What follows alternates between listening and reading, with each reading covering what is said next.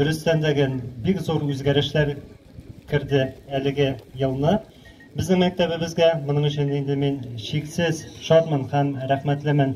Рәхмәтемне әйтәсе килә барлык ата-аналар, укучылар исеменнән Нәҗим Нәкыйпович сезгә, хакимиятебезгә, республикабызның рәисе Миннаханов Рөстәм Нургали улына безне, безнең укучыларыбызны шушындый зур бүләк ясап сөендергәне өчен.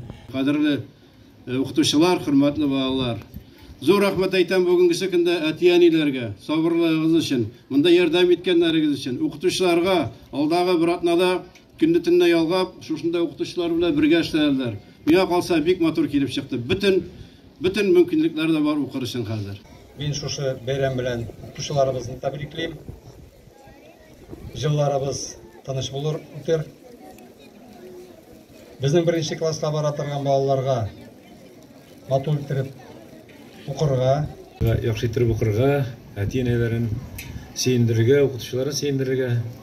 Мин һәр укытучыга, һәр мөгаллим-мөгаллимәгә, остазларыбызга яңа уку елында яңадан яңа җиңүләр, уңышлар, рухи тынычлык телим.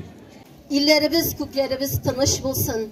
Сезгә барлык шартларда тудырылган туган телебезне, туган төбәгебезне, теләшебезне яратыгыз, үстерегез. Сезгә барлык шартларда бар.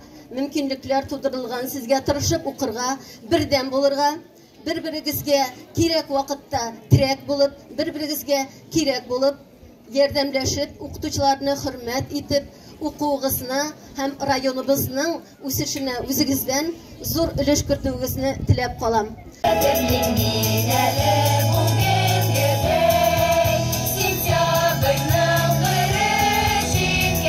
Жалғыз қайым мен сандуғаш сен қайым.